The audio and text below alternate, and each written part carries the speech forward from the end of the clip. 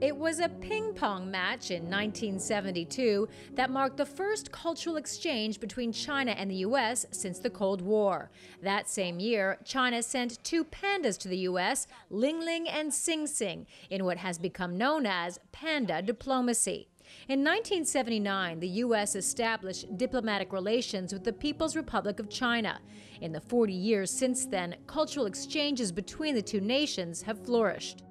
The National Committee on U.S.-China Relations was at the forefront of that, sending the first of everything you can think of to China and bringing delegations from China. Today, 3 of the top 10 grossing films in China are American.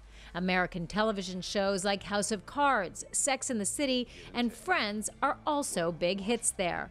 One of China's biggest exports to the U.S. is students. More than 350,000 Chinese students are enrolled in U.S. colleges.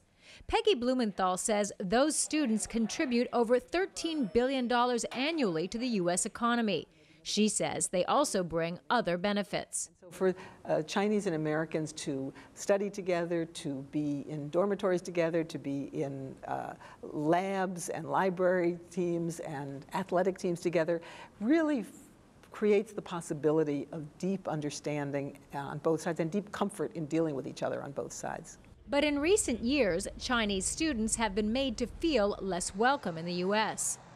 The Trump administration reportedly considered banning student visas to Chinese citizens on concerns some of them are working as spies. But Blumenthal says Chinese students, like all international students, are heavily vetted before hitting U.S. soil. International students are no more a threat to us than any kind of international visitors, and we have to be very careful not to demonize the large numbers of students from China who are coming here for legitimate desire to get a U.S. education. Dinda Elliott of China Institute says political tensions between the U.S. and China have altered American perceptions of China, and that could have a negative impact on cultural exchanges.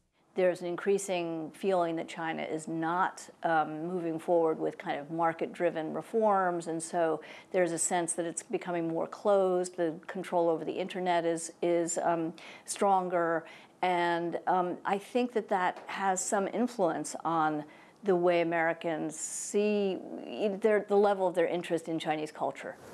So here's a poster from the... Landman agrees, but says in times when governments disagree, cultural diplomacy is needed more than ever. We're not going to agree on everything. Nobody agrees on everything. You have the best marriage in the world and you don't agree on everything. And these are countries with very different historical, cultural, political, economic traditions. I don't think agreement should be a goal. I think genuine understanding and communication should be a goal. Karina Huber, CGTN, New York.